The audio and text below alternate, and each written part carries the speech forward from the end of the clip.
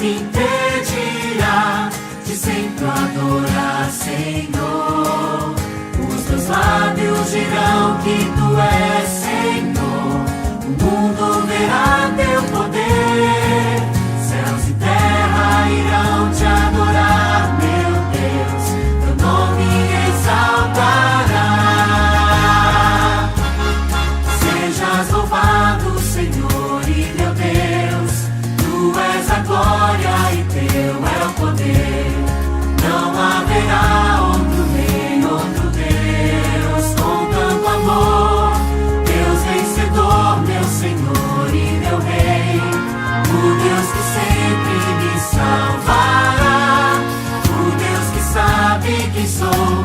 Ele sempre me amará.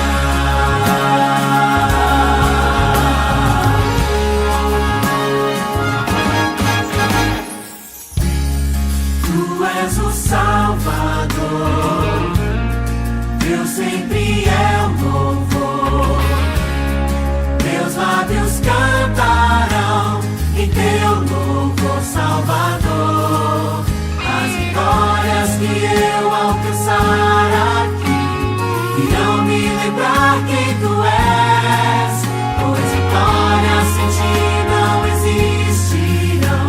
És o Deus que jamais perderá. Sejas louvado, Senhor e meu Deus. Tu és a glória e Teu é o poder. Não haverá outro rei, outro Deus com tanto amor. Deus vencedor, meu Senhor e meu Rei. O Deus que sempre me salvará. O Deus que sabe quem sou. Ele sempre me amará.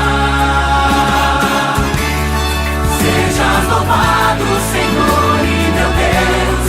Tu és a glória e Teu é o poder. Não haverá outro rei, outro Deus com tanto amor.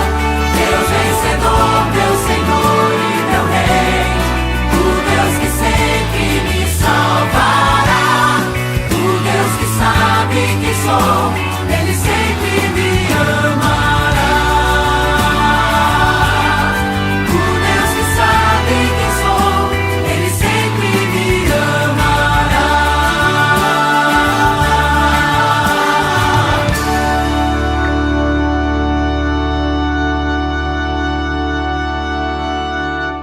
Boa noite a todos. Hoje estamos no nosso segundo dia da Semana Jovem de Oração. Que todos possam ser bem-vindos à casa do Senhor. Você já compartilhou a live com seus amigos, com seus parentes? Faça nesse momento. Ajude-nos a compartilhar a mensagem do Senhor.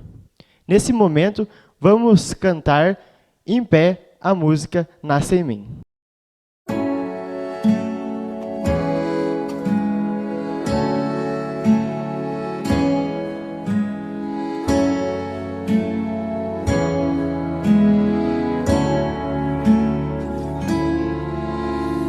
Deus ouve a minha oração, nasce em mim e me salva. Deus ouve a minha oração, nasce em mim e me salva.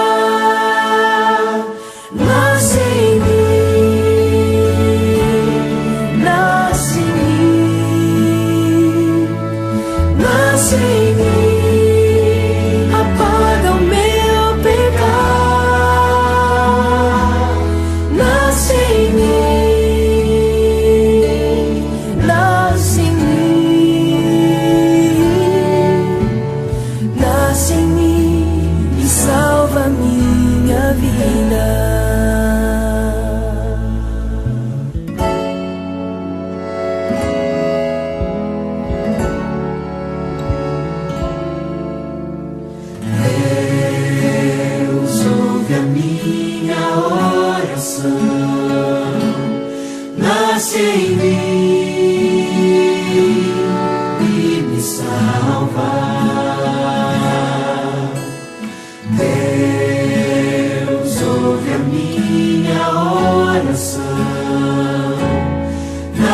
em mim e me salva. Nasce em mim, nasce em mim, nasce em mim, apaga o meu pecar.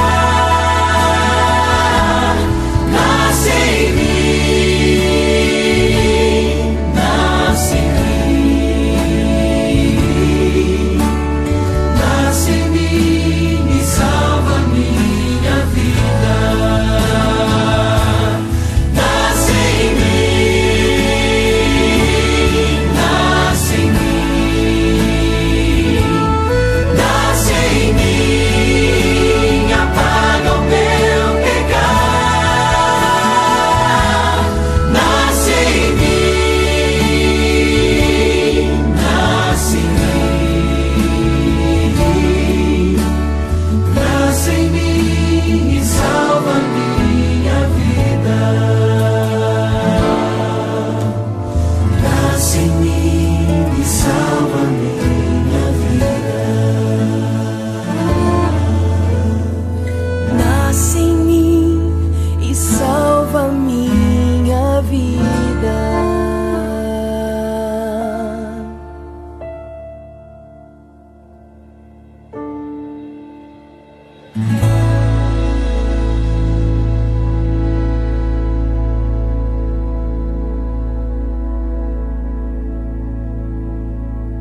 Nesse momento, vamos falar com Deus. Querido bondoso Deus, estamos agora em Tua presença para abrir a Tua palavra, que o Senhor nos ajude a compreender sobre os Teus ensinamentos, que nessa noite possa ser de grande aproveito para cada um de nós, Senhor. Que o Senhor possa abençoar o pastor Robson Aleixo, que ele possa falar inspirado pelo Espírito Santo, ó Pai. Que possa também abençoar cada irmão presente na live e cada família representada, Senhor. É isso que te pedi, não que merecemos, mas em nome do seu Filho amado Jesus. Amém.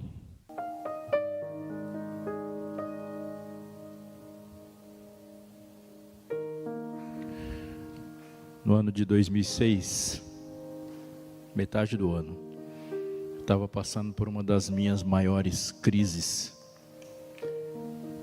porque eu queria saber se a minha vontade de fazer teologia era minha ou se era de Deus. Não sei se todo mundo passa, essas crises são tão singulares, né? Cada uma tem o seu jeito. 3 horas da manhã eu não conseguia dormir mais. E eu falei assim: Deus, eu vou fazer um pedido para Ti. Eu estou confuso, porque tem muita voz, e eu não estou querendo ouvir a minha. Então, se o Senhor quer que eu pare tudo que eu estou fazendo, e saia daqui de onde eu moro, e vá viver desse jeito, o Senhor podia ser um pouco mais assintoso na sua resposta? Tipo, falar assim: é assim? E aí eu demorei um pouco para dormir, mas 4 e pouco antes das 5 eu adormeci, dormi um pouquinho e fui trabalhar. Era 6:30 da manhã, eu estava no ponto de ônibus, onde eu esperava para ir para o ônibus da empresa que eu trabalhava. Outros funcionários se juntaram, chegou o Mário. Falou: cara, 3 horas da manhã hoje perdi o sono.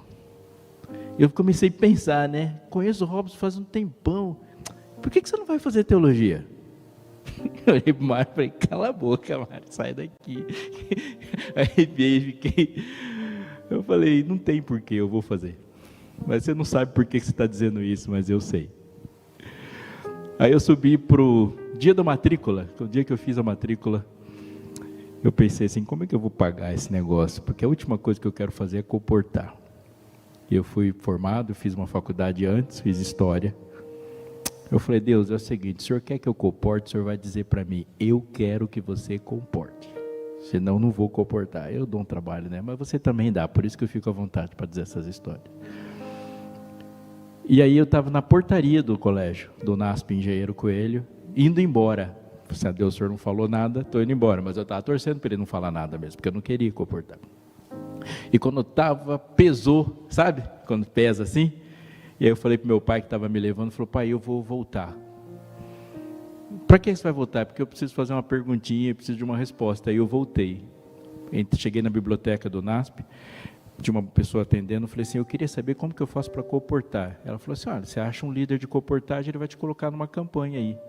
E como que eu acho o líder de coportagem? Ela falou, essa época aqui você não precisa nem procurar, eles te acham. Mas sobe aqui na biblioteca que deve ter alguém. Se você vê alguém com uma camiseta identificada. Aí eu subi, não tinha ninguém na biblioteca, ninguém. Passei por vários corredores, achei uma pessoa com uma camiseta diferente, e era igual a da outra que estava do lado dele, estava sentado na mesa, parei e falei, amigo, é o seguinte, eu estou procurando um líder de coportagem. Ele olhou para mim, já estava tremendo beicinho assim, olho marejado, falou, senta aí. Ele falou, você está procurando um líder de coportagem? Sim, eu falei isso para Deus, eu queria ser desafiado a coportar. Aí aos prantos ele disse assim, essa é a minha primeira campanha que eu estou liderando.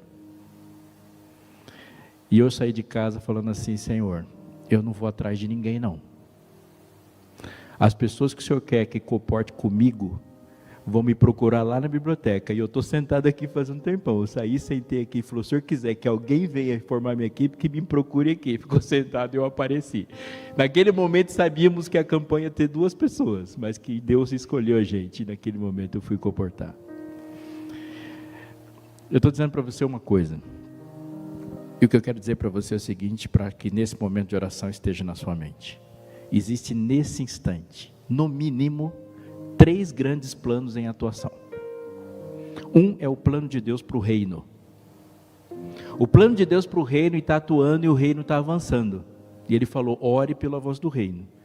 E por favor, atente para isso. Deus tem um plano para o avanço do reino. E muitas vezes nós nos preocupamos com o reino, mas ele está avançando, porque Deus tem um plano para o reino. Dentro do plano de Deus para o reino, tem um plano de Deus para a igreja. E a igreja faz parte do reino, é um mecanismo poderoso de avanço do reino. E os 2 estão atuando ao mesmo tempo, e só a genialidade de Deus consegue fazer isso. Na igreja, aqui, Deus tem um plano para você. E os 3 estão funcionando ao mesmo tempo, e os 3 são bem-sucedidos, porque não depende do reino, não depende da igreja, e não depende de você, depende de quem está fazendo o plano. E é essa a segurança. Então eu vou fazer um pedido de oração hoje, por todos nós, para que Deus restitui e coloque na margem dos nossos pensamentos a consciência do sucesso dos seus propósitos. O pedido é, nessa convicção, você não precisa procurar propósitos, você precisa se render ao propósito. Você está me entendendo? Sim ou não? Eu sei que na sua mente tem um monte de coisa também. E a gente não se preocupa só com isso, nós nos preocupamos com pais, mães, filhos, nossa vida acadêmica, a gente se preocupa com a academia, se vai estar aberto ou não, a gente se preocupa com comida, a gente se preocupa se vai pagar as contas, a gente se preocupa assistindo televisão, a gente se preocupa com eleição, a gente vai se preocupar com Copa do Mundo daqui a pouco. Mas nós nos preocupamos com um monte de coisa e nem todas estão na mesma categoria. O que eu sei é que essas coisas ocupam um espaço tão grande na nossa mente que às vezes para sentar aqui no culto, a gente tem que tirar essas coisas da frente, porque senão a gente não consegue ouvir. Estou viajando? Eu estou falando um negócio que faz parte da sua vida. Então eu vou te desafiar uma coisa. Eu tenho meus pedidos. Ontem eu orei com algumas pessoas aqui. Eu vou te chamar para fazer uma coisa agora. Tem alguma coisa na sua mente que você tem que pensar assim, eu quero assistir o culto hoje e passar o resto da semana sem que esse negócio esteja no meu colo. Tem que estar no seu. E se você quiser, eu queria fazer essa oração perto de você. Eu sei, você deve perguntar assim, mas o que tem a ver eu ir para frente se a oração vai para cima, né? É porque Deus é didático. E Deus exige posicionamentos. Quando você levanta, você está fazendo um gesto simbólico de dizer, estou levando para você. Porque você coloca no colo de Deus sua oferta, o melhor de si. Mas Ele é o único Senhor que existe, que quer que você pegue o pior e também leve para Ele. Ninguém mais vai fazer isso, só Ele. É o seu ato de falar, Senhor, estou te levando o melhor e estou te levando o pior também. Mas quando eu voltar, eu só quero voltar contigo. O melhor e o pior ficam contigo, porque você sabe fazer isso. Eu vou dobrar meus joelhos aqui à frente, mas eu queria orar pertinho de você. Então eu acho que o pessoal que está na câmera vai se irritar um pouquinho, mas eu vou ficar perto. E se você quiser vir aqui à frente, eu quero te chamar para isso nessa noite. Para a gente orar junto, perto e dizer assim... Se você quiser ficar aí também pode, viu? Só dobra os seus joelhos. Mas se você quiser vir aqui frente, é o nosso jeito de dizer, Senhor, estou te levando isso aqui. quero descansar. Eu vou dobrar meu joelho, se você conseguir, tiver em condições, dobre também. E no final nós oramos todos juntos em forma de canção. Vou esperar alguns segundos, tem bastante gente vindo. Olhar as pessoas vindo para frente no culto é uma das cenas mais lindas que alguém pode ver na vida. Vamos ajoelhar?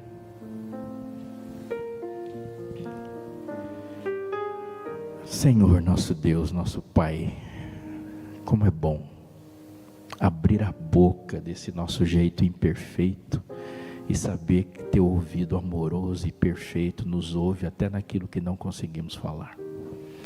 Esse coração é teu e todos os pensamentos. Os corações aqui se colocam como sacrifício para ti. E o nosso pedido é, Senhor, queremos descansar na segurança dos teus propósitos infalíveis. Reaviva a tua obra. Esse é o nosso pedido. Pega tudo que temos, tudo que somos, tudo que gostaríamos de ser, tudo que arrependemos de não ser, nossas tristezas, mágoas, temores, dores, aflições. Toma nossos filhos nas suas mãos, nossos pais, nossos relacionamentos todos, os que temos, os que estamos lutando para ter, os nossos desejos, as nossas paixões, nossos defeitos e as nossas manias, nosso passado, tudo nas tuas mãos. Oramos por pessoas que gostaríamos muito que estivesse conosco aqui, e a gente não faz ideia de onde estão. Alcance-os onde eles estiverem, Pai. Alguns a gente sabe onde estão e não queremos que eles estejam ali. Alcança-os também. Faz de nós novas pessoas, Senhor, e reafirma dentro do nosso coração a confiança em Ti e no Teu plano. Dá-nos a paz de saber que está agora nas Tuas mãos e nós também. Que ao falarmos amém, daqui a pouquinho, esse amém seja uma manifestação de confiança no Teu poder e de que Tu és um Deus bem intencionado. Em nome de Jesus. Amém. Amém. Deus nos ouvirá. Você pode voltar cantando. Tua voz atenderá.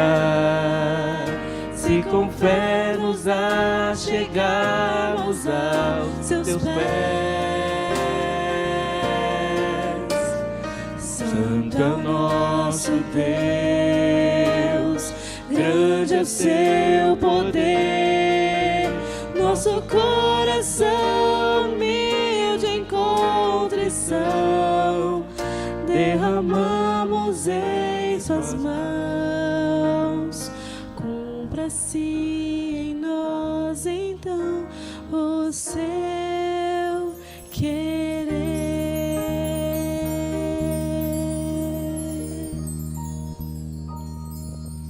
Você crê, diga amém. Você está com sua Bíblia aí? Evangelho de Lucas, convido você a abrir no capítulo 11 do Evangelho de Lucas. Enquanto vocês procuram, dá uma farfalhada aí na sua Bíblia, que é o som mais bonito que se pode fazer na igreja, esse flac, flac, flac, flac. Ó, é uma delícia isso aqui. Existem mensagens que a gente gosta de ouvir, não tem? Existem mensagens que a gente não gosta de ouvir. Mas há mensagens que a gente precisa ouvir, quer você goste, quer não. Essa aqui é uma delas, Lucas 11. Quando nós falamos das histórias de Deus que Ele contou sobre nós, e obviamente ao falar de nós, Ele citou e nos colocou para pensar na necessidade que temos dEle, Lucas foi o que mais fez isso. Então a maior parte das parábolas de Jesus estão no Evangelho de Lucas. Nós temos alguns desafios quando nós mergulhamos e olhamos para a Bíblia. E os desafios são os nossos vícios. Vou me colocar aqui em alguma situação, veja se você concorda comigo. Eu nasci na igreja. Então uma boa parte das histórias da Bíblia, quando eu li, eu já sabia antes de ler. Eu já conhecia a história de Gideão e os 300 lá. De Jonas. Dos 3 amigos de Daniel. Eu sabia uma porção de histórias. É assim com você também? Sim ou não? Qual que é o problema? O problema é sair do flanelógrafo. Deixa eu te explicar aqui, dar uma aula de arqueologia aqui para vocês sobre flanelógrafos. Flanelógrafo é uma peça de tecido do período pré-cambriano, onde a gente colocava um pano grudado no outro para contar historinhas infantis. Isso é um flanelógrafo, é cheio de flanela. Eu sou do período do flanelógrafo. Quem é aí do período do flanelógrafo? Tem uns, né? Pastor, você lembra do flanelógrafo? O Fábio, ele é o do flanelógrafo também, ele é do período ali pré-cambriano. Sou flanelógrafo. O problema do flanelógrafo é que muitas vezes a gente não consegue sair dele, a gente olha para lá e as histórias ficam viciadas. Então a gente não consegue sair porque o significado é infantil e em algum momento a vida vai te desafiar a tirar a infantilidade da história. Estão me entendendo, sim ou não? Estão me fazendo compreender? Porque na segunda-feira da vida, quando Jesus tira a túnica e põe uma calça jeans, aquelas coisas precisam fazer sentido. E tem coisas que não fazem. Por exemplo, o Senhor é meu pastor e nada me faltará. Fica só no texto que você vai ter muito mais dúvida do que certeza. Se for só esse texto, a gente não consegue resolver o problema, porque faltam coisas para a gente o tempo todo. Você pode estar com uma conta bancária bombando e vai sentir falta de algumas coisas, sendo o Senhor o seu pastor. O Senhor era o pastor de João Batista, faltou o pescoço para ele. Jonas, você tem livre-arbítrio? Sim, eu tenho. Vá para Nínive. Não vou para Nínive, mas não vai sim, vai sim. E aí o peixe não me explica como que Jonas, tendo livre-arbítrio, foi obrigado a fazer tudo no livro. Olha esse texto aqui, capítulo 11. De uma certa feita, estava Jesus orando em certo lugar. Quando terminou, um dos seus discípulos lhe pediu: Senhor, ensina-nos a orar como também João ensinou os seus discípulos. Ponto. Vamos dar uma viajada? Jesus terminou de orar. E quando Jesus terminou de orar, alguém, pode ser que não estava de olho aberto na oração, mas ficou impressionado. E chega para Jesus e fala: Jesus, ensina a gente a orar. Se eu estivesse perto de Jesus, ouvindo as orações de Jesus, eu ia fazer essa pergunta pelos motivos que eu faço hoje. Algumas coisas, por exemplo, vêm à minha mente. Eu tinha um incômodo que durou na minha vida um bom tempo, quando, por exemplo, eu vinha para a igreja, eu via testemunho de pessoas que falavam, e no meio do testemunho, Jesus falou com elas. Isso me acompanhou num incômodo enorme. Eu falei: como que Jesus falou com você? Por que não fala comigo? Eu fico pensando: Senhor, tenho tanta coisa para decidir, você não fala, me aparece alguém quarta-feira na igreja e fala: aí Jesus falou. Me ensina como é que você escutou. Já te incomodou isso ou não? Gente que fala que escutou Jesus, eu quero escutar também, mas ele demora demais para responder as minhas perguntas. E quando responde não é assim, é assim. Não, ele não fala essas coisas. Me incomoda, e pode ter incomodado porque Jesus chega para o mar e fala: aquieta-te. E acabou, o mar se aquietou. Ele fala para o morto: sai daí, e o morto sai. Mas tem mais uma coisa aqui. Jesus orava com uma coisa que eu tenho certeza, que se não foi isso que impressionou, isso sempre impressiona. Jesus orava com contemplação admirativa. Jesus, quando falava, dá para perceber no texto, as orações de Jesus, que era uma relação apaixonada. Jesus orava emocionantemente, emocionadamente, e de maneira muito, com muita admiração. Pai, é chegada a hora. A oração é tensa nesse sentido. Você percebe que aquela conversa não é uma conversinha, não tem um monte de frase pronta, não tem abençoe as mãos que o prepararam. Não era assim a oração. A oração é vibrante. Ele está falando com uma pessoa real. E ele está sentindo aquela pessoa real. Isso é tremendo, sabe? Um dia eu estava em Sorocaba, quando eu trabalhava lá no colégio, um aluno me ligou no meio das férias e falou: professor, você poderia orar por mim? Eu falei: posso sim, claro, se tem algum motivo especial. É porque Satanás está trabalhando. Eu falei: amigão, isso é um pecado que ele não comete. Qual? O da preguiça. Ele não sei quando que ele não está trabalhando. No dia que você descobriu o momento que ele não está trabalhando, mas você pode orar junto comigo. Falou: mas eu estou orando e sentindo que a minha oração não passa do teto. Essa frase eu escuto desde que o mundo é mundo. Falei: onde você está? Eu estou em casa. Então vai orar lá fora, no ar livre. Essa oração não passa do teto. Você está com um conceito equivocado de oração. Porque a oração precisa, mas fala, ora você. Quando alguém fala ora você, porque ele está sentindo que a oração, qual é a pergunta que ele está fazendo ali? Eu quero saber como. Essa é a minha pergunta. Essa é a pergunta humana. Eu sei que você está fazendo de um jeito que dá, eu quero saber como. Como é que você consegue? Presta atenção em mim. A Bíblia existe para responder perguntas que nós perdemos a capacidade de fazer. E pode ver que muitas vezes a gente fala para Deus por quê, Ele responde como. Muitas vezes nós perguntamos por quê, Ele responde quem. Nós perguntamos quem, Ele fala o quê. Aqui os discípulos perguntaram como.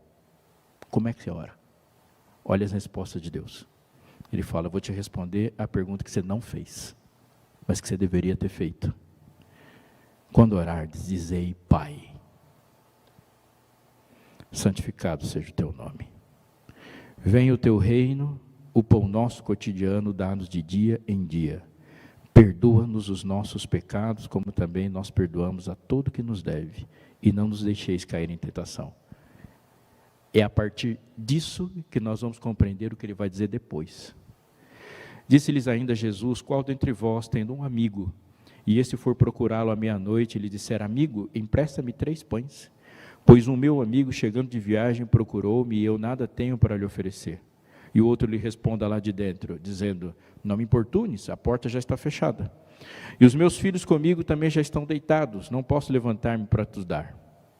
Digo-vos que se não levantar, para dar-lhes por ser seu amigo, todavia o fará por causa da importunação, e lhe dará tudo o que tiver necessidade.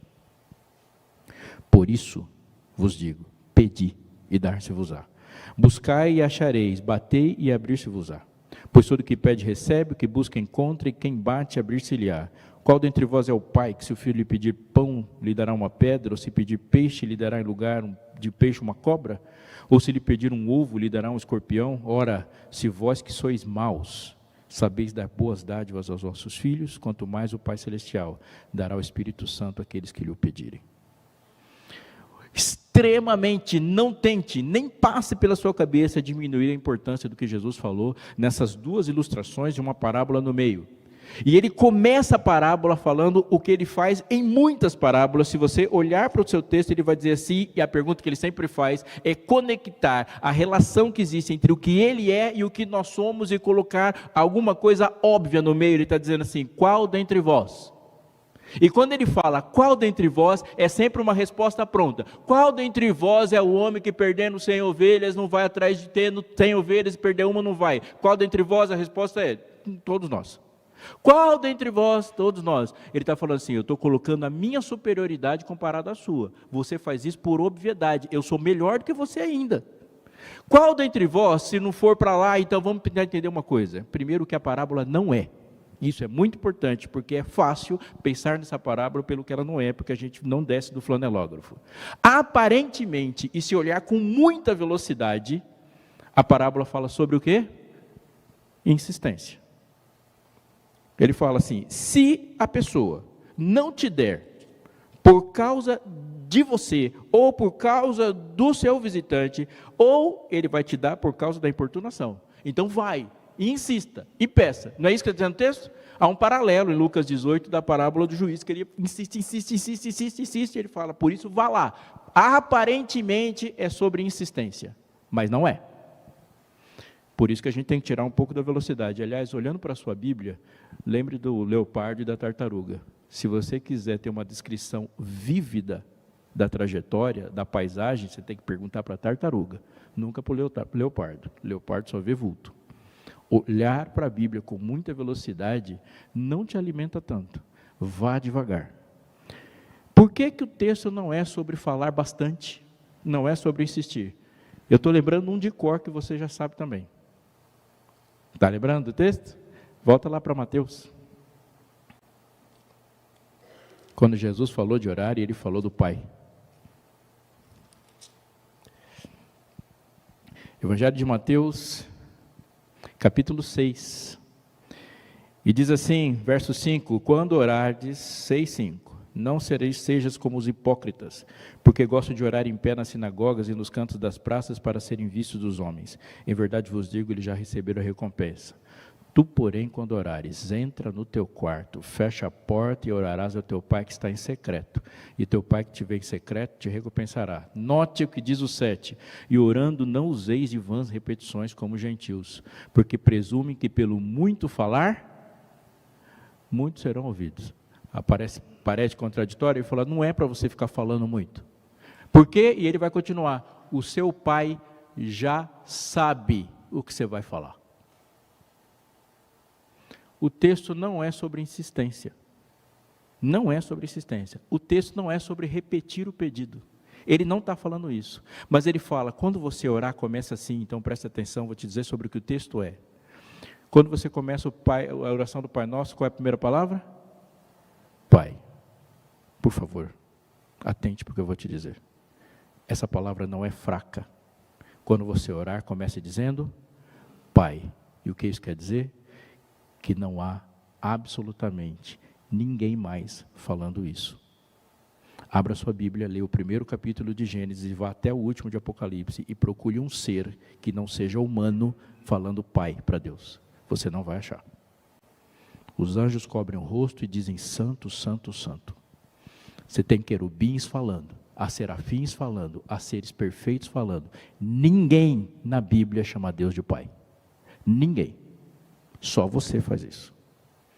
Naquela reunião celestial, quando nos apresentarmos, você vai ver seres perfeitos que nunca experimentaram o pecado, chamando Deus pelos títulos.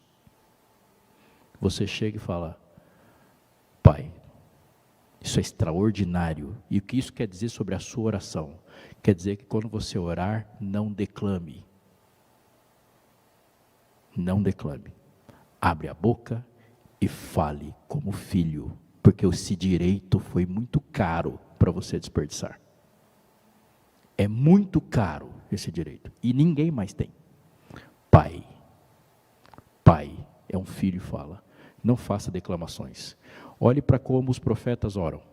Os profetas oram e falam, junto aos rios de Babilônia, nos assentamos e choramos. Quando eu escuto isso aqui, eu penso assim, eu tenho vontade de tocar algum instrumento só para compor uma música sobre esse salmo. Que apegue a minha língua, ao meu paladar, se eu não chorar por ti, Jerusalém. E a música está ficando linda. Quando está chegando no final, eu falo, quem dera alguém pegue com a cabeça dessas crianças e arrebente com ela nas pedras. O que ele está fazendo? Ele está dizendo que está aqui. E que estava aqui, é isso aí. Senhor, tu me sondas e me conheces, sabes quando me assento e quando me levanto, de longe penetra dos meus pensamentos, que lindo, e termina assim, eu não odeio esses caras, não odeio com ódio completo, se eu pudesse eu matava todos. O que ele está fazendo? Ele não está fazendo teatro, ele está pegando tudo que ele tem, todas as dúvidas, todas as incoerências, todas as incongruências, tudo que ele é e falando, Pai, eu sou assim. E o que o pai está fazendo? Pegando todas as dúvidas e devolvendo certezas. Se você pega as suas dúvidas e leva para Deus, você sempre sairá com certezas para repartir para o mundo. Se você fizer o contrário, levar só certezas para Deus, você vai continuar espargindo dúvidas no mundo. Leve para Deus o que você tem, o que você é, o que você gostaria de ser e o que você chora por ser e não ser. Deus, é isso. Abraão olha e fala, Senhor, legal, mas o Senhor falou do filho e o filho não aconteceu até agora. Está desacatando Deus? Não, ele está se colocando como filho. Abacuque olha para Deus e fala, Senhor, o Senhor é o craque do meu time, nós estamos tomando uma goleada e para mim, a gente só está perdendo porque você não entra em campo. Aí Deus fala, então fica quieto que eu vou te responder. Aí ele fala, uau, ainda que a figueira não floresça. Sai com uma certeza. Pai. Mas se você ficar só no Pai, você ainda não está orando. E aqui está o centro do texto. Qual é a próxima palavra? Pai. Qual é a próxima palavra da oração do Senhor? Pai Nosso. Se você for esquecer tudo que eu te disse, não esquece disso. Portanto, orareis assim. Pai Nosso. Entra no seu quarto, fecha a sua porta e faça uma oração particular. Mas os pedidos não podem ser. Porque se tudo que você pede a Deus se restringe a você, você nunca vai viver uma experiência real de oração. Se o centro da sua oração sempre for você, nunca haverá uma experiência real de oração. Pai meu, não. É uma pessoa só que está particularmente orando. Por favor, atente o que eu vou dizer. Eu não estou dizendo que ele não está profundamente preocupado com seus problemas particulares, porque ele está, e leve para ele seus problemas particulares. Leve tudo, tudo, tudo, tudo. Mas a oração do Senhor diz: Pai nosso. A pessoa que mais se destacou no Antigo Testamento orando é Daniel. Ele ora em todos os episódios. Ele ora para revelar o sonho para o rei. E quando ele ora para revelar o sonho para o rei, e revela o sonho para o rei, ele salva todos os caldeus. Aí ele ora para entender a visão, e salva todo mundo. Ele ora da janela, porque quando ele não quer ir, tem a cova dos leões e não pode orar. E nesse momento ele salva a história. E quando ele começa a orar, ele diz assim: Pai, pecamos e perversamente cometemos iniquidade. Pai nosso, pão nosso, nossas dívidas, nossos devedores. Não é Pai meu, não é Pai seu. O Pai é nosso. E quando ele fala Pai nosso, ele está te explicando o que é santidade. Atente. Se a minha ideia de santidade é fazer tudo para não errar, e para que eu não erre, eu tenho que me trancar no meu quarto para não errar, eu chamo de santidade e Deus chama de inutilidade. Porque quando Deus tocou esse coração, e esse coração se trancou no quarto para não fazer nada de errado, ele se tornou inútil. Ou seja, o efeito dessa santidade falsa é pior do que o pecado. Santidade travada, escondidinha atrás de uma árvore, esperando Jesus voltar, não tem nada de santidade. Isso é inutilidade. E Deus fala: a salvação não te faz inútil. Nunca te faz inútil. Agora, olhe para cá. Eu vou te dar um exemplo. Imagine que você tem uma tesoura de jardim. Aí você, para que serve uma tesoura de jardim? Para cortar mato. Só que se você largar a tesoura de jardim no mato, o que acontece com a tesoura de jardim? Ela enferruja, e aí ela vai cortar bem o mato? Então por que a gente guarda a tesoura de jardim? Para continuar cortando. Por que você tem que cuidar da sua saúde? Porque sem saúde você não cumpre o propósito. E se cumprir o propósito, cumpre de forma ineficiente. Você não chega onde você querer chegar. Por que você cuida com o que você assiste? Por quê? Porque você não pode danificar a ferramenta. Se o outro, a salvação do outro, o bem-estar do outro, não está no DNA dos seus processos de santidade, isso não é santidade. Porque se eu paro de comer, eu começo a comer, paro de me arrumar, troco de roupa, eu começo a fazer qualquer projeto, e a única coisa de todo esse projeto é morar numa mansão celestial, esse projeto não é diferente de quem está na fila da Mega Sena, ele só mudou de método. Não tem o outro. Me fiz compreender? Sim ou não? Pai nosso. E a partir desse momento, o outro vai estar em todas as frases. Todas as frases. Santificado seja o teu nome, venha o teu reino, faça-se a tua vontade, e agora a gente trava. Por quê? Porque venha o teu reino e faça a tua vontade, é a mesma coisa. O que é o reino de Deus? É o reino da sua vontade. Isso vai parecer uma digressão, mas atente que eu vou te dizer. Você está com a Bíblia aberta em Mateus? Então, por favor, queridos, olhe para esse conceito de Mateus capítulo 3.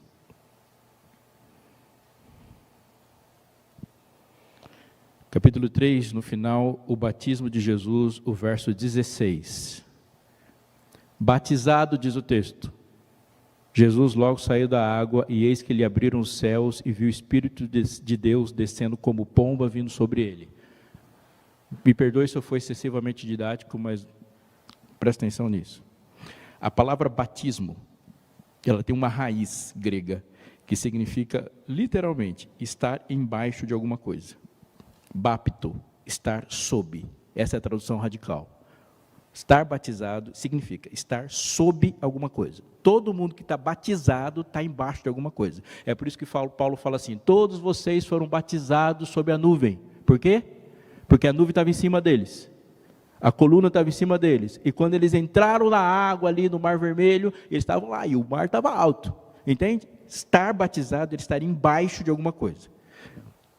Num raciocínio.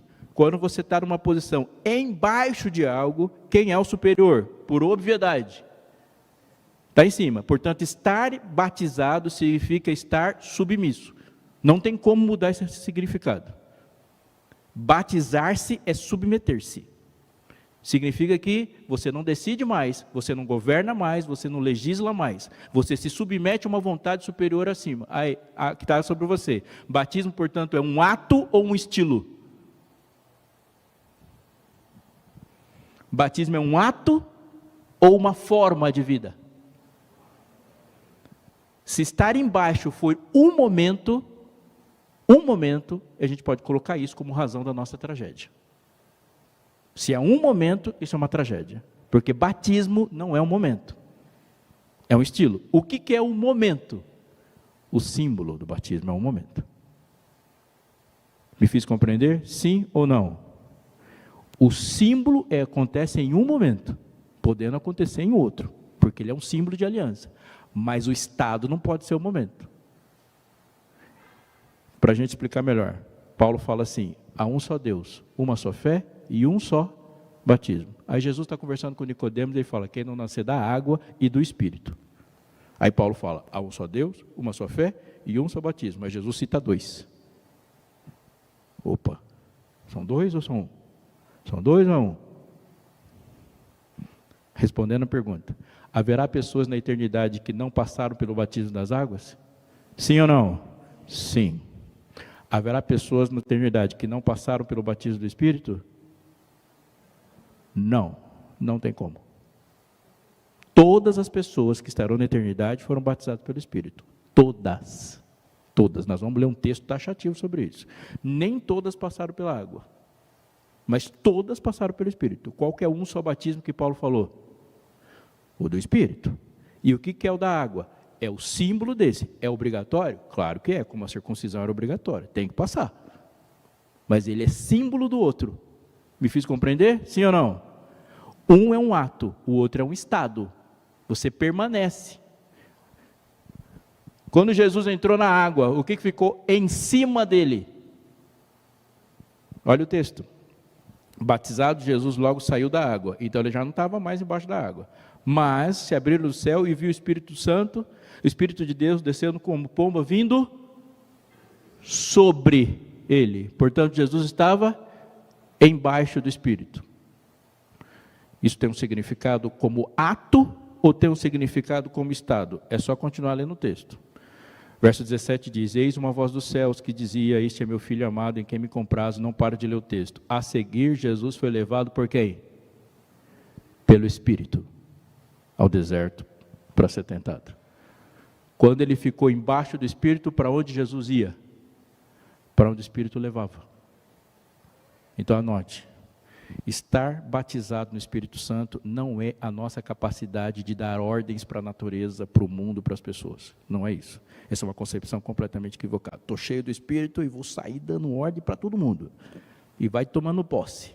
Não é isso que o texto está dizendo. Estar batizado do Espírito Santo é a sua capacidade de receber ordens, não de dar. De submeter a um projeto, de submeter ao plano. Ele manda, você obedece. Ele guia, você vai. Ele direciona, você vai. Não é o Espírito Santo abençoando a sua vida.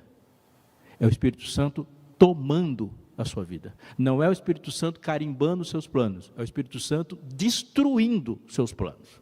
Não é ele confirmando os seus sonhos. Ele vai arrebentar com os seus sonhos. E vai dar a vida dele, os planos dele, os sonhos dele. Isso é ser batizado pelo Espírito Santo. É uma condução total. Me fiz compreender? Se sim, diga sim. Jesus saiu da água e o Espírito Santo nunca saiu de cima dele. E levou ele para tudo quanto é lugar. Você fala: Senhor, me conduz. Aí ele te leva para a água e você não desvia da água. Você passa pela água. Jesus cresceu em sabedoria, estatura e graça. Você pode ser que não cresça em estatura, mas em sabedoria e graça vai crescer sempre. Aí Jesus foi fazendo milagres e você está seguindo, o Espírito está guiando e você vai também ajudando as pessoas. Mas a história de Jesus não termina na cruz, a história de Jesus termina na glória. Você está seguindo, o Espírito Santo está te guiando, você vai parar lá também. Não dá para você desviar do processo. Você está me entendendo? É assim, e isso é Portanto, por favor, um reavivamento da verdadeira piedade, eis a maior e mais urgente das nossas necessidades. Eu vou acrescentar isso uma informação muito importante, bíblica, que você não pode esquecer, anota isso. A divindade, Pai, Filho e Espírito Santo, vou usar uma expressão não comum, mas o radical da palavra diz isso, ela é econômica. Do eco, de econômica, de ecológico. São 3 elementos atuando, fazendo a mesma coisa, mas nem sempre eles estão fazendo a mesma coisa. São os 3 gerando o mesmo resultado. É isso que Paulo quis dizer com todas as coisas juntamente cooperam para o bem daqueles que amam a Deus. Ele não está falando que qualquer coisa coopera para o bem daqueles que amam a Deus. Ele fala que quando Deus quer fazer o bem em você, Ele faz isso sistemicamente. Tudo está cooperando junto, sinergicamente. Essa é a palavra que ele coloca lá. Entende? Um ato, você dobra os joelhos para orar. Quando você dobra os joelhos para orar, um processo já começou, porque o seu coração não quer, não gosta de orar. E toda vez que você fala, vou orar, você está atendendo um convite à oração. Porque se o Espírito Santo não tivesse cutucado você para orar, você não ia orar, você ia tentar resolver o problema sozinho até se arrebentar. Orar não é um ato natural, orar já é. O Espírito Santo falou, vamos orar, e Ele nos assiste sobremaneira, porque nenhum de nós sabe orar como convém, e é por isso que Jesus nos falou assim, não vou te explicar como, porque você nunca vai orar como convém, não tem como, o Espírito Santo já te assiste. Então quando você ora, algo da sua oração vai subir, mas isso não significa que você se ajoelhou sozinho. Paulo disse isso, você tem um assistente do seu lado, no momento que você está orando, e se você crê, diga amém. Mas tem uma coisa, ninguém vem ao Pai senão por mim. Você não chega ao trono falando. Não tem como. Você pode falar o que for. Ninguém vem ao Pai senão por mim. Mas ele falou, quando orares, diga Pai. Ou seja, quando você fala Pai, quem é que fala Pai lá? Não é você, porque você não pode chegar lá. Você só chega por Ele. Então quando você fala Pai, Jesus lá no trono fala Pai. Aí você fala, eu estou bravo com a minha namorada. Aí Jesus fala, ele está bravo com a namorada. E aí eu olho, escutando sua oração, falo, isso é coisa para falar? Aí Jesus fala, e foi cara esse direito, ele está falando lá que ele tem medo de escuro. Pai, ele tem medo de escuro. Ele fala, há um pai que ouve, há um filho que intercede, e há um espírito que assiste. Todas as coisas, juntamente cooperando para o bem. É assim, e só assim, que se ora, e o Pai agindo, o Filho agindo, o Espírito agindo. Quando você orar, começa falando, Pai nosso, submeto-me à tua vontade, venha o teu reino, seja feita a tua vontade. O reino e a vontade acontecem na hora que você está orando. Na hora. Aí Jesus vai terminar. E ele vai dizer de uma coisa real, aqui na parábola. E por favor, atente para isso. Vou te ler um texto, antes a gente voltar para Lucas. E eu queria que você grifasse esse texto, anotasse, decorasse, tuitasse, bordasse num pano de prata. Eu estou terrível hoje, né? Do flanelógrafo com bordado no pano de prata. Romanos 8, verso 9. Atente para esse texto. Romanos 8, 9. Eu queria que você lembrasse esse texto toda vez que você falasse assim, eu queria que alguém orasse pela minha vida espiritual. Achou? Romanos 8, 9? Vós, porém, não estáis na carne, mas no, que está escrito na sua Bíblia? Espírito, se de fato o Espírito de Deus habita em vós. O Espírito de Deus habita convosco? Ele habita onde? Em vós. Em vós. É por isso que Jesus falou, convém que eu vá, porque o nível de intimidade vai crescer muito, você está andando comigo, mas o projeto não é você andar comigo, o projeto é eu andar em você. É muito, não tem mais, não dá para aumentar esse nível de intimidade. Habita em vós, e se alguém não tem o Espírito de Cristo, esse tal, que está dizendo aqui, não é dele. Lembre desse texto quando você pensar que batismo do Espírito Santo, plenitude do Espírito é opcional. Não é. O que Paulo está falando aqui? Se alguém não tem o Espírito de Cristo, sem chance. Sem chance. Então quando ele fala, quem não nascer do Espírito, sem chance. Por quê? Porque quem não tem o Espírito de Cristo, esse tal não é dele. Realidade, não recebemos o Espírito sem Cristo. E não podemos viver com Cristo sem o Espírito. Impossível. O Espírito Santo é fundamentalmente necessário, mas não é necessário para me dar poder. Ele é necessário para que eu viva. E é isso que o texto está dizendo. Quando a gente fala assim, eu preciso do poder do Espírito para sair arrebentando rocha, tirando um monte do lugar, fazendo planta nascer, a gente não chegou nem perto da importância disso, porque ele está falando que o Espírito Santo não é o que te dá poder para fazer, é o que te dá poder para viver. Olha como o texto diz.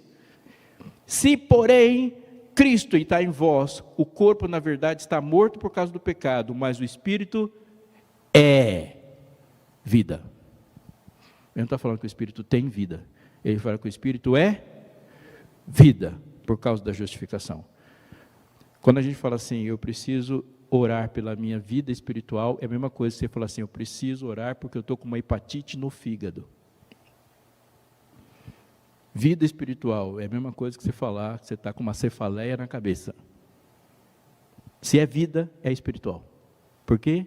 Porque quando a Bíblia fala de espiritualidade, ela está falando de vida. Quando Jesus encontrou com uma pessoa que não estava vivendo no Espírito, ele falou, vós estáis mortos no vosso delito. Espírito é vida. O agente divino, provedor de vida é o Espírito. É só você lembrar de algumas coisas. Quando Jesus olhou para os discípulos, em você, eu vim para que tenham vida e a tenham em abundância. Passam os capítulos e ele soprou-lhes o Espírito. Quando a vida de Cristo surge em Maria, quem foi o agente? O Espírito. Jó fala, o Espírito de Deus me fez, é o sopro de Todo-Poderoso que me dá vida. Sopro, quando Jesus junta Adão do barro, e o que faz Adão viver? O sopro. Deus concede. Jesus, desde o primeiro momento de criação, concede a vida a partir do Espírito. E o Espírito permite ver Cristo. Vida é no Espírito. Sem ser vida no Espírito, a gente é bicho, lutando, fugindo da dor ou buscando prazer. E não saímos disso. A gente acorda, trabalha, come e no outro dia trabalha para poder comer. E come para se manter trabalhando, para depois comer de novo. Isso aí. E Deus olha para a gente e fala, isso aí não é vida. Não é vida. Você está com o Telecurso 2000 ou com pós-doutorado lutando pela mesma coisa. Isso não é vida. Você tem 50 seguidores no Instagram e tem 5 milhões, mas está querendo a mesma coisa. Isso não é vida. Alguém está na fila da assistência social e outro está lá no Bradesco Prime. Não pode ficar falando tantas marcas assim. Está lá no banco caro, querendo a mesma coisa. Deus fala, não mudou. Não andeis ansiosos por coisa alguma. E quando Deus falou de ansiedade, Ele falou da ansiedade do bilionário e a ansiedade do pobre. A mesma coisa. Ele fala, isso aí não é vida. Eu não te chamei para isso. Eu não te fiz para isso. Eu vim para que tenham vida e a tenham em abundância. Se eu pudesse parafrasear, ele ia dizer assim, eu vim para te conceder o Espírito. E o Espírito em plenitude. O que você quer? Essa é a pergunta. O que você quer? Quando você fecha os olhos e começa a oração dizendo, Pai, você estava querendo o quê? Porque a questão não é só como orar. É o que você está querendo. O texto termina, se habita em vós o Espírito daquele que ressuscitou a Jesus dentre os mortos, esse mesmo que ressuscitou a Cristo dentre os mortos, vivificará também o vosso corpo mortal, por meio do seu Espírito que em vós habita. E agora eu termino, volte para Lucas, capítulo 11.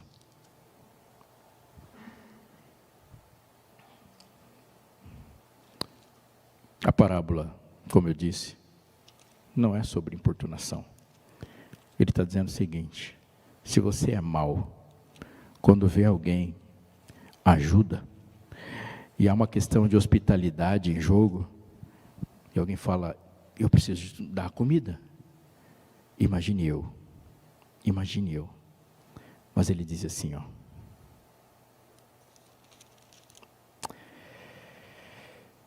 e o outro, verso 7, lhe responde lá de dentro, dizendo, não me importunes, a porta já está fechada, e os meus filhos comigo já estão deitados, não posso levantar-me para te dar. Digo-vos, se não levantar para vos dar por ser seu amigo, todavia o fará por causa da importunação, e lhe dará tudo o que tiver necessidade. Volta aqui, minhas perguntas. Aquele que foi atrás do outro para pedir pão, pediu pão para quem? Para o outro. O que Jesus está dizendo? Quando falar, fale Pai Nosso, Pão Nosso. Você quer pedir pelo Espírito? Você quer pedir por poder? Você quer ter uma expressão? E você quer ter uma vida dinâmica? Coloque o outro na sua agenda. Não é o que sobra da mesa e cai no colo do outro. É o outro no centro da oração. O Pai é nosso, o pão é nosso. E é por isso que o pão que está na casa do outro vai para lá, porque o pão é nosso. Ele fala, eu quero o pão. Qual pão? O nosso. Porque é o pão que saiu de você, que vem para mim, e eu vou levar para quem está lá pertinho da minha casa. O pão é nosso. Ou o outro está no centro, ou a gente não sabe nem definir o que é crente. É o outro. Vós sois o sal da terra. E por que você é o sal da terra? Porque o outro tem uma vida sem graça.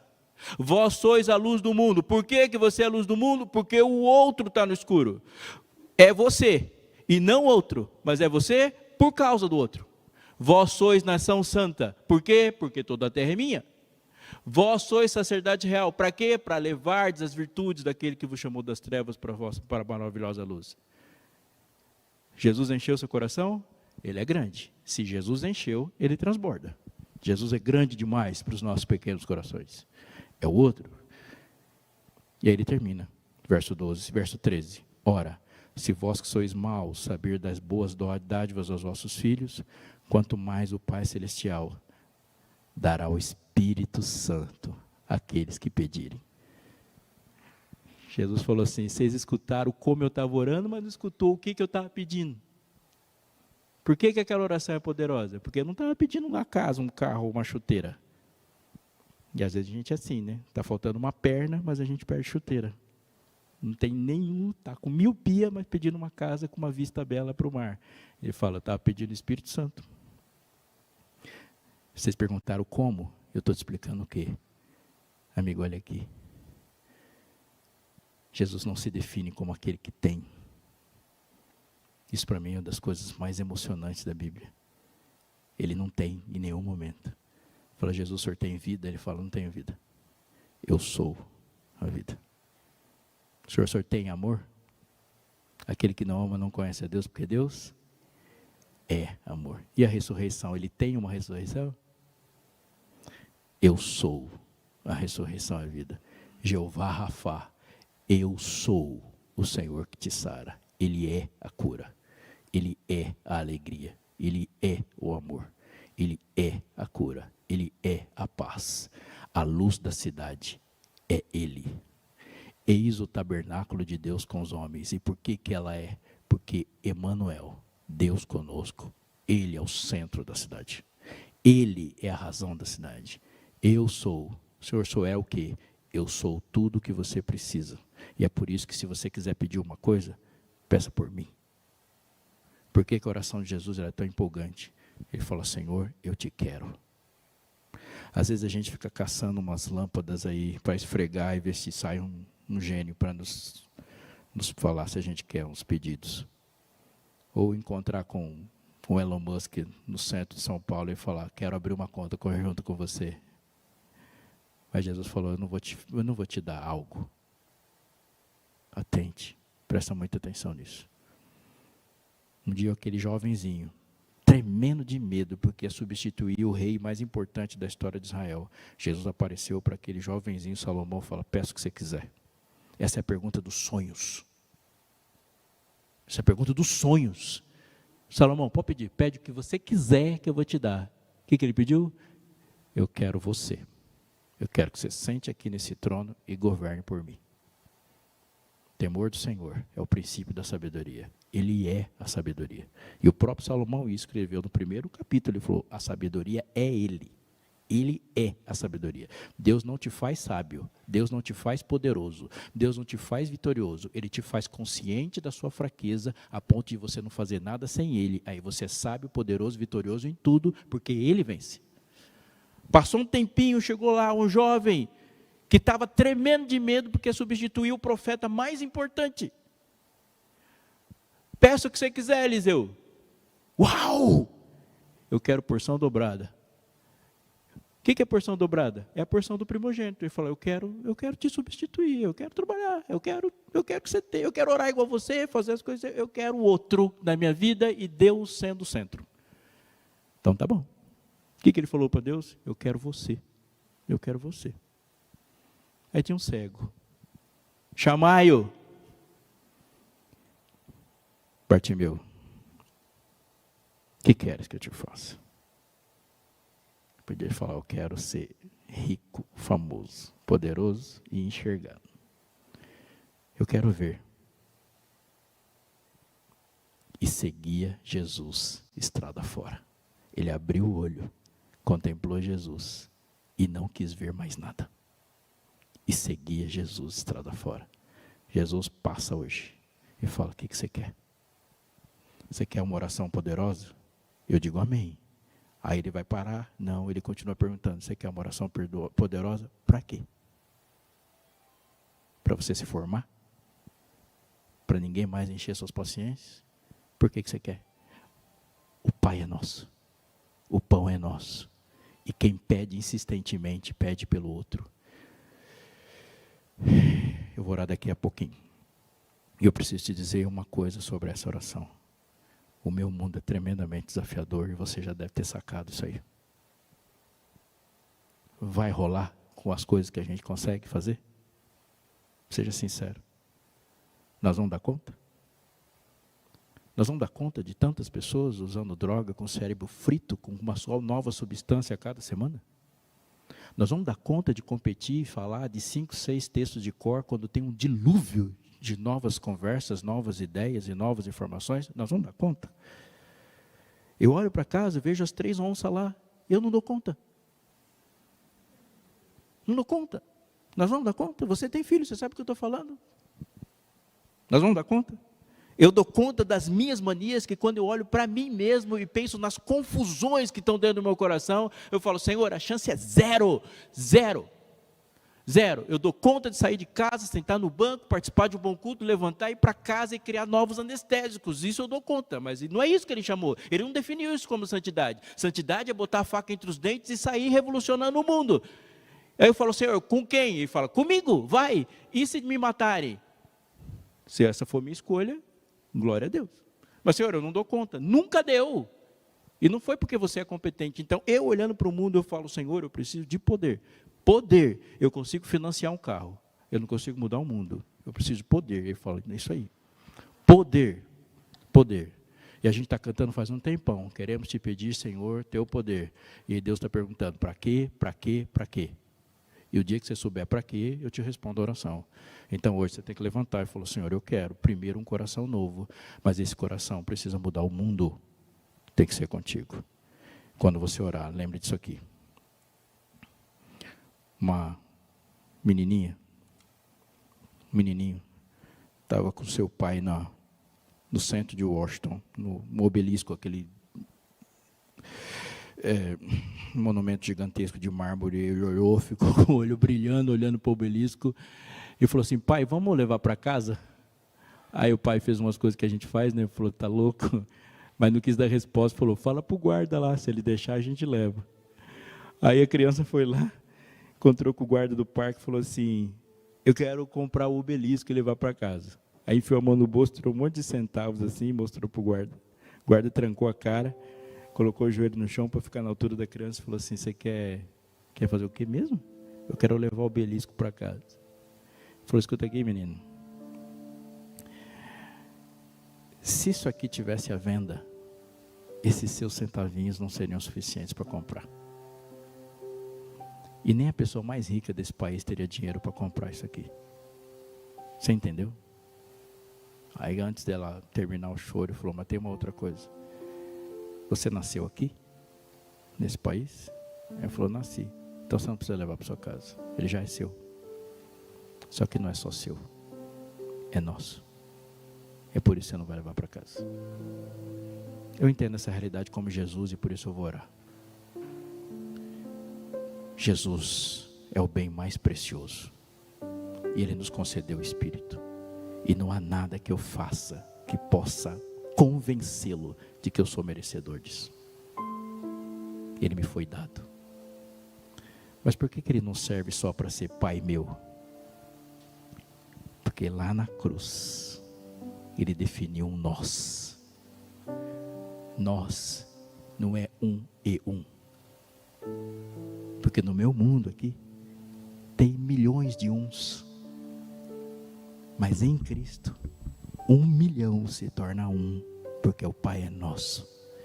Essa é a revolução que ele propôs, que começa aqui. Quando ele falou, quando o Espírito desce, vocês se tornam um e um vira nós, e o mundo muda. Ore pedindo por isso. Ore pedindo por isso. Eu vou fazer metade da oração, a outra você vai fazer. Quando você falar para Deus assim, vem, Santo Espírito, enche-me, guia-me com essa plenitude do poder e faz de mim nós, e que sejamos sempre encontrados juntos. Se você crê, diga amém. Se você quer isso, diga amém. Você quer orar comigo? Então o meu pedido é que você fique em pé agora. E quando a gente começar as estrofes, eu queria que você acompanhasse, colocasse todo o seu coração na canção e clame pelo Espírito que desceu.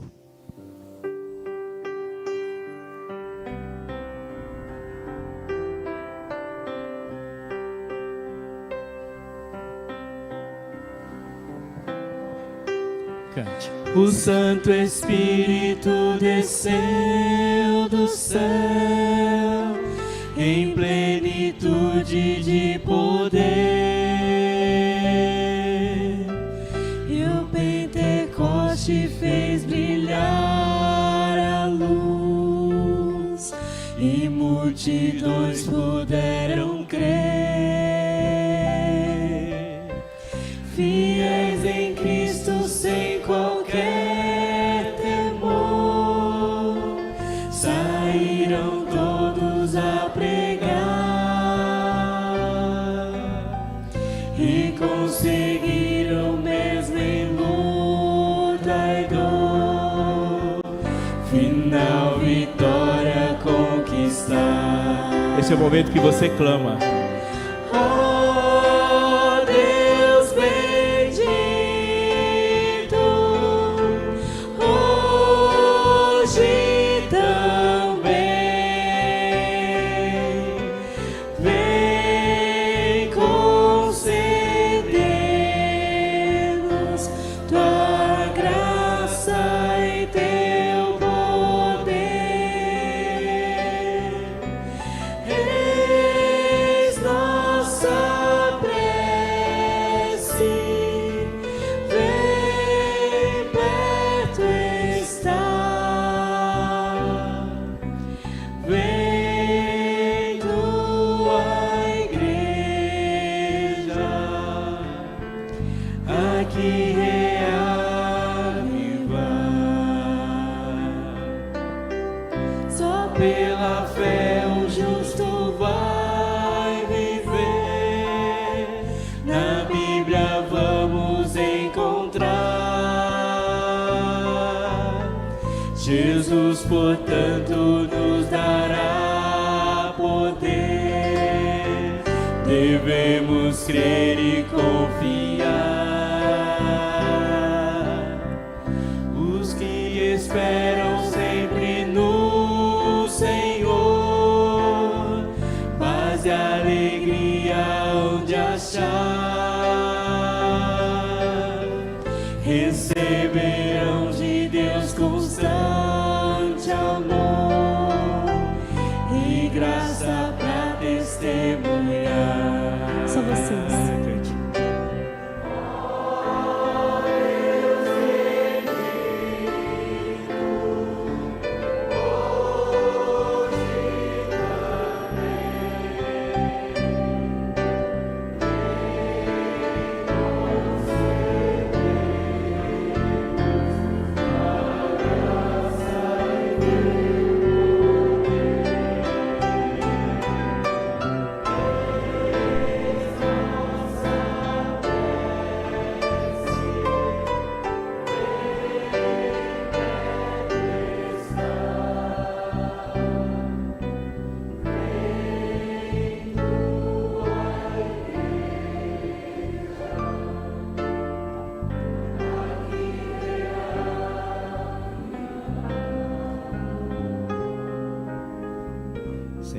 Nosso Deus, nosso Pai, um dia o Senhor falou e tudo veio surgir.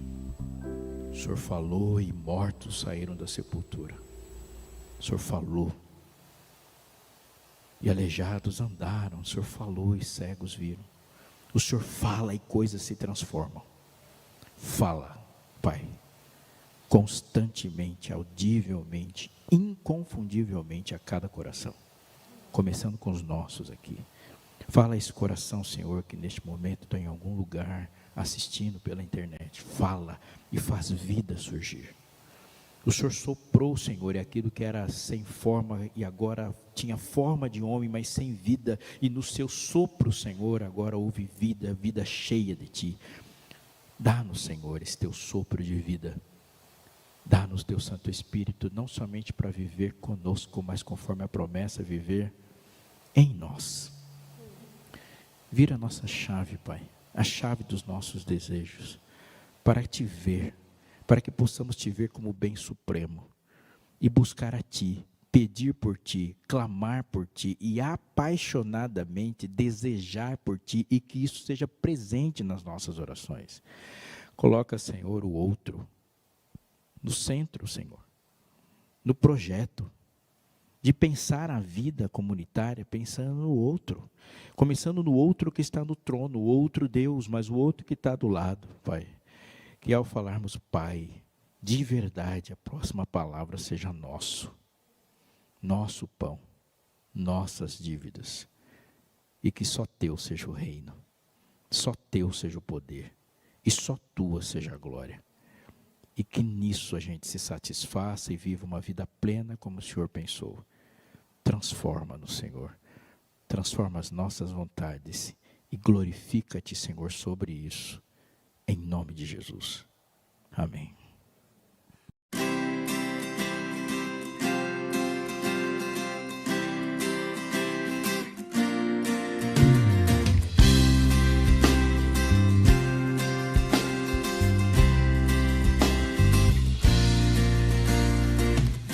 Senhor, em mim habitar, pois quero ser templo Teu. Quando eu sair desse lugar, que Jesus permaneça em mim. Permaneça em mim. Permaneça.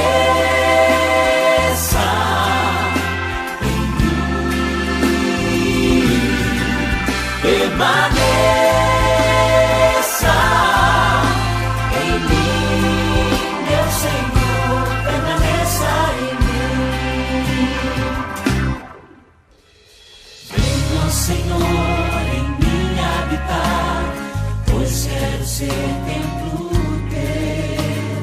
Quando eu sair deste lugar, que Jesus permaneça em mim. Permaneça em mim, permaneça em mim, permaneça em mim, meu Senhor, permaneça em mim. Permaneça